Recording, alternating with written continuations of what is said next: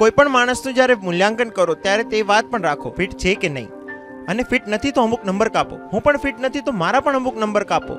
સૌથી પહેલા તો પોતાને અરીસામાં જુઓ. બહુ બધા કપડાં પહેરીને નહીં, કોટ પેન્ટ પહેરીને અસલિયત છુપાઈ જાય છે. નગ્ન થઈને જરાક ઉભા રહો, અરીસાની સામે કહી રહ્યો છું.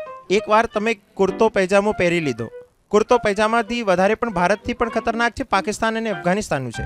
ત્યાં શું ચાલે છે? પઠાણી. એકવાર તમે તે પઠાણી સૂટ પહેરી લીધો, તમારી તોન છુપાવવા લાગશે. સ્ત્રીઓ હસી શું રહી છે? સાડીનો શું વિચાર છે? આ જે એટલી ફિટ બાંધો છો તેમાં પછી પણ ખબર પડે છે.